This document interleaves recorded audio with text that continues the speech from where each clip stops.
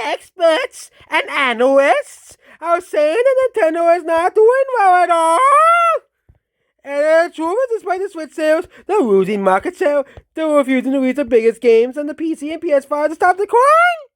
It's only making it worse for Nintendo, making a bigger picture. Even Asmongold agreed that Nintendo wasn't over in the market since Tears of the Kingdom. Oh yes, this is the Tears of the Kingdom hater. Of course, it always just be fucking Tears of the Kingdom. Let's hate on that game every single time.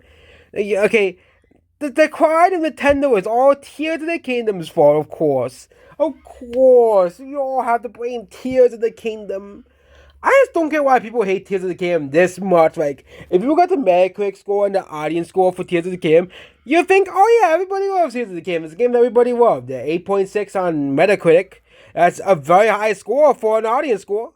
Of course, it's not a 9 out of 10 or a 9.0, but 8.6 is still very respectable, considering the fact even, like, Elden Ring had 7.8 out of 10.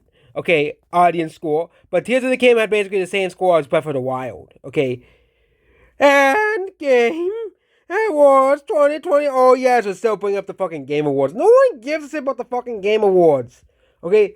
No one gives a shit about Game Awards. Okay? No one gave a shit about the Game Awards ever since they gave The Last of Us Part 2 Game of the Year, which did not deserve Game of the Year because that was one of the most divisive and hated games released that year. Okay? As well. Is it over for Nintendo? How long can it survive like that before fellow Sega and go for a party? Nintendo is not going for a party. They're making a new console. Obviously, Nintendo is not releasing big games because they're saving all the big games for the Switch 2. I wish these idiots would realize this, okay? The Switch 2, of course Nintendo's not going to release a new 3D Mario, this year, because they're gonna put it around the Switch 2's wants, okay? Of course they're not gonna make a new massive Zelda game. They just released Tears of the Kingdom, and they're gonna say the next big Zelda game for the Switch 2. Okay? The same thing on Mario Kart, same thing on Donkey Kong. Like, a lot of rumors say those are gonna be some of the big games for the Switch 2. Okay? As well. Yeah.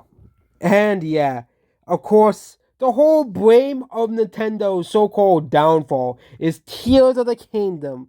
Oh yes, we're gonna blame Tears of the Kingdom for all of Nintendo's problems.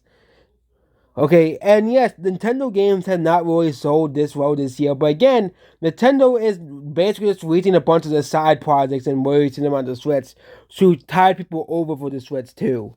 That's what Nintendo is doing, okay? So it's okay for Sony and Microsoft to do it, of course.